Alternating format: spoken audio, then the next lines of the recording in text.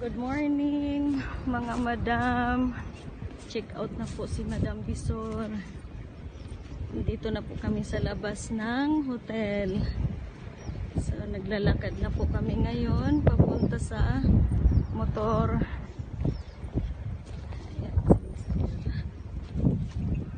Ang ganda po dito mga madam. Hindi lang namin na-explore kahapon kasi medyo maulan, makulimlim kahapon. Yan no, ang lawak. Maganda po dito mag-picnic. Yung mga family, yung pagbakante kayo, mag-asawa, pwede nyo dito dalhin yung pamilya nyo, yung mga anak nyo. Ang ganda po, promise. So, ayan. Mga building po yan, mga madam.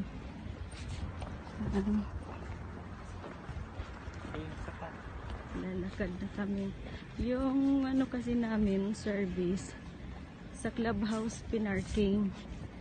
So, mula sa room namin, naglakad kami. Pero hindi naman po kalayuan, distansya lang konti. Exercise na rin. Ang ganda po dito. Thank you kay Madam sa boss ko, kay Cheryl Magpatok. Madam, check out na po kami.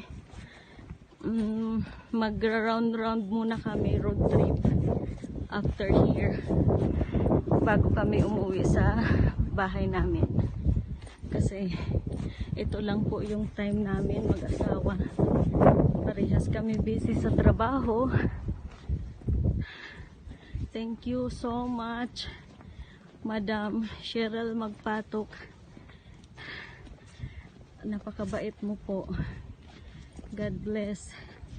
Bigyan ka ni Lord na maraming blessing and healthy na pangatawan. Maraming salamat po. Kami po mag-asawa, nagpapasalamat po kami sa iyo sa pagbigay mo ng reward ng ganito. Hiningal ako. Ayan po mga madam, oh. Ayan, puro puno po yung paligid.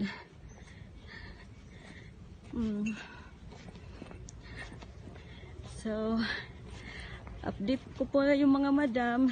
Ako hiningal na. Pupunta kami sa clubhouse.